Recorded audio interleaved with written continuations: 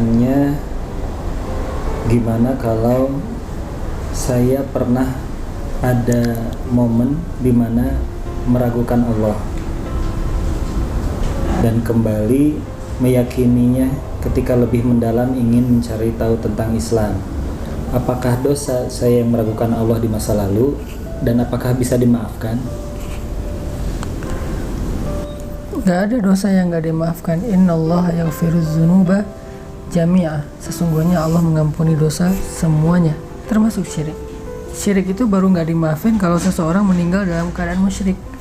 Tapi kalau dia belum meninggal dan bertaubat, mau syirik, mau meragukan Allah, mau dia durhaka ke Allah dengan menuduh Allah dengan tuduhan-tuduhan yang gak benar, semuanya asal dia bilang astaghfirullahalazim Rabbi zalamtu nafsi faghfirli, ya Allah saya sudah menzalimi diri saya sendiri, maafinlah saya, ampunilah dosa saya. Allah Ghafurun Rahim, Allah Maha Pengampun lagi Maha Penyayang. Itu dalilnya bahwa Allah pasti maafin. Allah Ghafurun Rahim, Maha Pengampun lagi Maha Penyayang. Gak ada yang gak dimaafin gimana pun masa lalunya. Ustaz, saya di masa lalu itu jahat banget. Bukan itu intinya.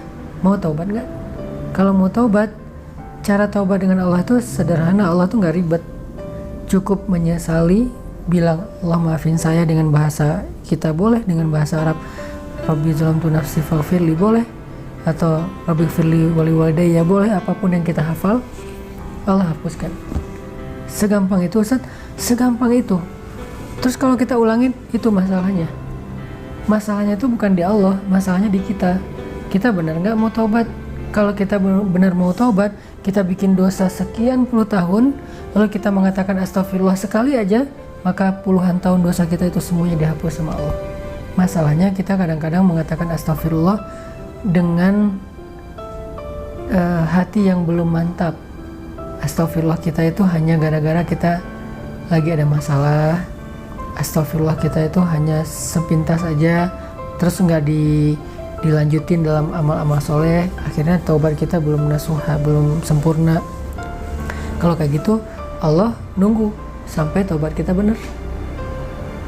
Astagfirullahaladzim, udah Allah hapuskan, diulangi lagi. Ya Allah, ya udah Allah tunggu sampai kita benar-benar ninggalin dosa itu, nggak ngulangin lagi, dan meninggal dalam keadaan sudah meninggalkan dosa tersebut. Itu kan dilihat akhirnya ya.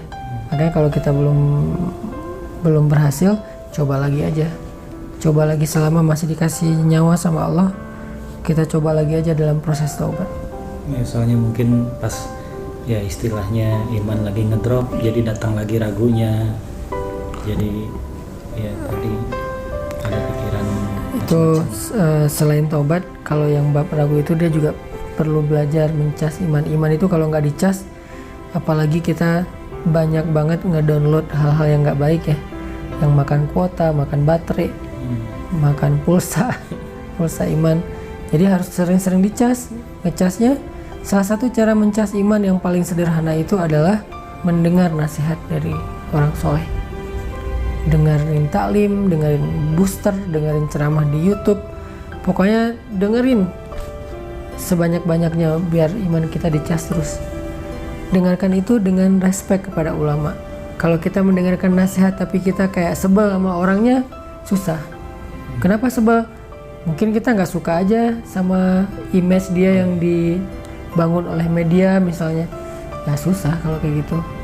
Tapi kalau kita mendengar dengan respek dan berhusnuzon bahwa dia itu orang soleh yang perlu kita dengarkan nasihatnya, itu akan kerasa. Pernah nggak dengar ceramah ke orang yang menurut Inong biasa aja, ceramahnya tuh bagus tapi kayak nggak berasa. Iya. Atau ceramahnya sederhana tapi karena kita respect sama orangnya jadi kayak berkualitas gitu kan. Penting menghargai orang lain itu penting. Sahabat mendengar nasihat dari Nabi itu langsung naik imannya. Kenapa? Mereka sangat menghargai Rasulullah, mereka sangat menghormati Rasulullah. Coba kalau kita ketika mendengar nama Rasulullah itu kita langsung kayak ada rasa, wah ini bukan orang biasa nih yang disebut, yaitu sosok Rasulullah SAW. Minimal kalau mau lebih ideal sih kita bilang Sallallahu Alaihi Wasallam. Kalau orang zaman dulu itu sampai Sallallahu Alaihi Wasallam. Jadi selalu angkat tangan dan itu nggak malu buat mereka. Kayak kita nggak malu pride dengan sesuatu yang sifatnya kehidupan anak muda, harusnya dengan Rasulullah juga Shallallahu Alaihi Wasallam. Itu bentuk ekspresi penghormatan mereka, sehingga hadis nasihat Nabi itu, sunnah Nabi itu jadi sesuatu yang bernilai dan berharga. Gara-gara yang ngucapinnya adalah Rasulullah SAW. Jadi balik lagi ke yang tadi, tetap dimaafkan ya. Pasti dimaafin. Allah sendiri yang berjanji, yaghfiruz dzunuba jami'a. Allah mengampuni semua dosa, sehingga Allah katakan la taqnatu min rahmatillah, jangan berputus asa dari rahmat Allah. Maksud berputus asa di sini, berputus asa minta ampun, berputus asa untuk taubat, berburuk sangka seolah-olah dosanya udah nggak keampunin lagi, itu namanya berputus asa. La taqnatu, jangan berputus asa. Sip.